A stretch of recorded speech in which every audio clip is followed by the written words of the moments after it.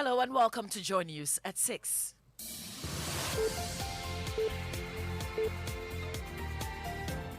The news is live from our studios at Kokomlemle Joy 99.7 FM in Accra. In Kumasi, we're live on Love 99.5 and over 30 affiliates across Ghana's 16 regions, including Swiss FM Ho, Gaskia FM Techiman, Jata FM Karaga, and KTU Radio Kofrodia. Our global audience can download the My Joy online app from the Play Store and App Store to listen live.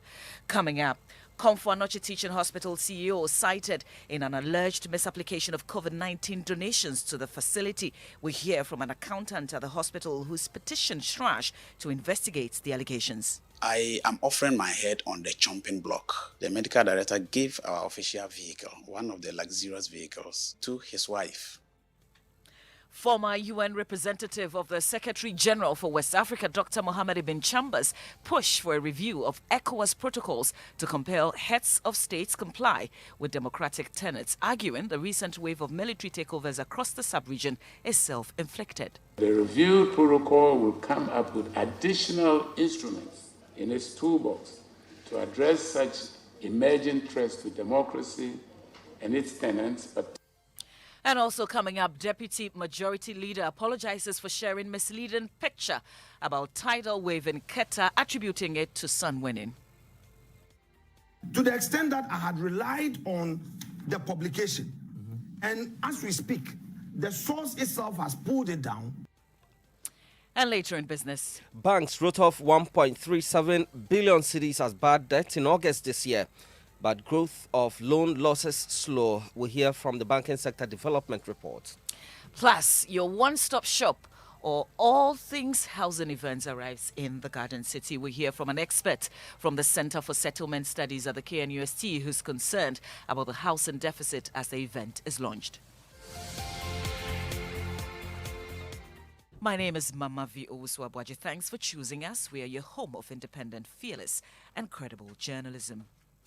The Commission for Human Rights and Administrative Justice has been petitioned to investigate the chief executive of the Komfo Anokye Teaching Hospital in Kumasi for alleged misapplication of COVID-19 funds. A chartered forensic accountant at the hospital, Awuni Achireba, says he has evidence to prove that 2 new Toyota Camry vehicles recently bought for the CEO, Dr. Oheneba Owusu-Danso, and the medical director, Professor Bafo Kofi Opoku, at a total cost of $116,000, were allegedly procured with COVID-19 donations by a businessman and footballer. He's also asking Shrash to probe the medical director for abuse of public office for allowing his wife to drive and crash one of the new vehicles. Love FM's Erastus Asaridonko has more. Mr. Achireba, in an interview with Love News, says management took this decision at a time when the hospital's escalators have broken down and some staff bonuses have not been paid. Escalators in all Komfo Anokye's high-rise wards have broken down for weeks, with the exception of the B block. All patients who need attention will have to be lifted through these stairs and wheeled physically across wards to their expected destination. Logistics, consumables, materials, and bodies to the morgue go through the same route in a hospital which is in dire need of repairs.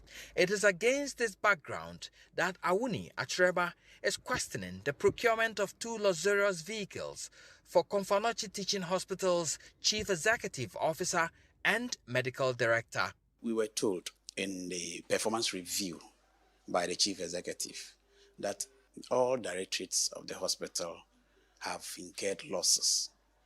Cumulative losses of these directorates, according to him, was in the region of 6.2 million cedis.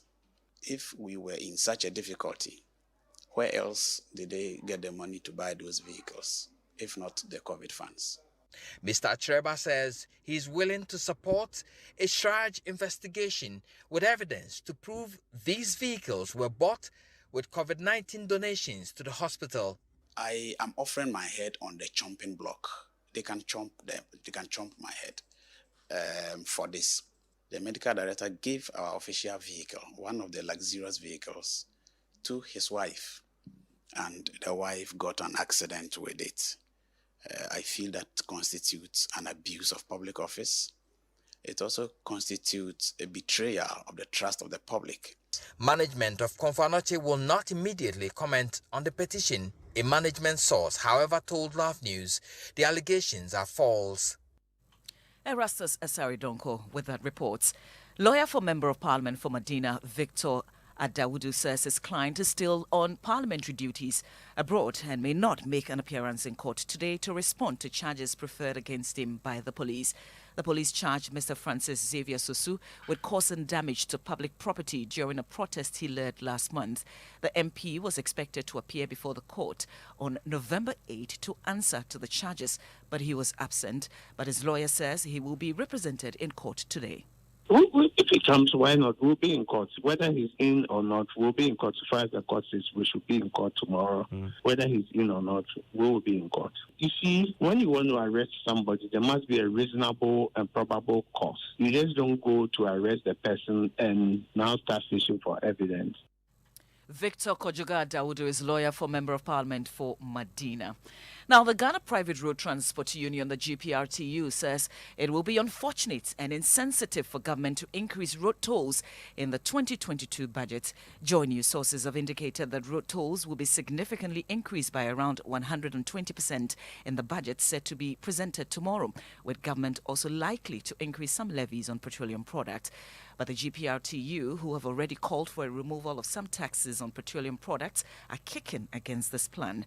Abbas Imoro is the spokesperson of the GPRTU. It will be very, very unfortunate because already this money they are collecting, we have condemned that it's on the higher side.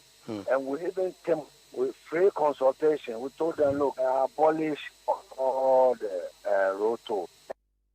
Abbas Imoro speaks for the GPRTU.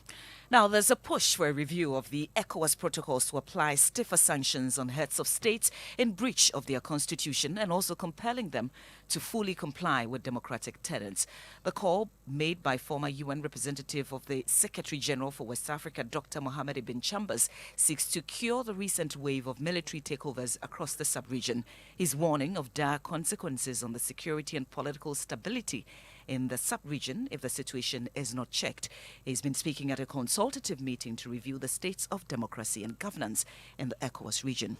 This situation, if not checked quickly, could lead to a state of disillusionment by the population, which poses security and stability threats to the sub-region. And that's former UN representative of the Secretary General for West Africa, Dr. Mohamed Ibn Chambers there. Deputy Majority Leader of Parliament Alexander Penyumakin has apologized for sharing a misleading picture about sun winning in Keta.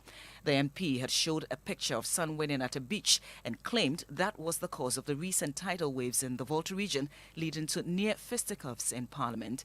But speaking on PM Express Monday evening, the Afutu MP said he relied on a false source.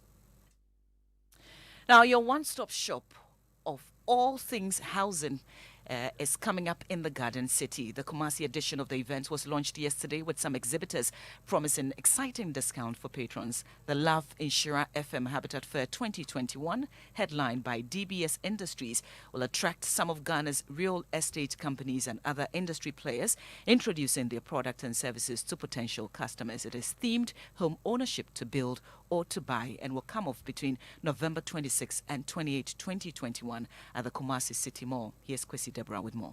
The Habitat Fair, themed home ownership to build or to buy, will come off between 26th November and 28th November 2021 at the Kumasi City Mall.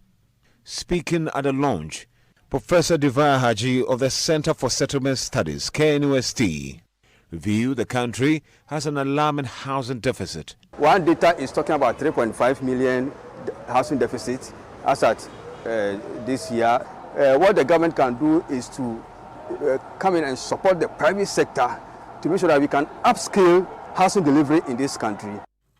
Make a date for the housing fair coming up in Kumasi November 26.